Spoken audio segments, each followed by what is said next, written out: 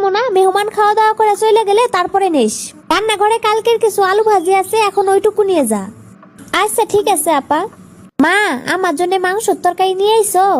না রে মা, আপা গো বাড়িতে আজকে মেলা মেহমান আসবো, ওরা খাওয়া দাওয়া করে চলে গেলে তরকারি দিব কইছে।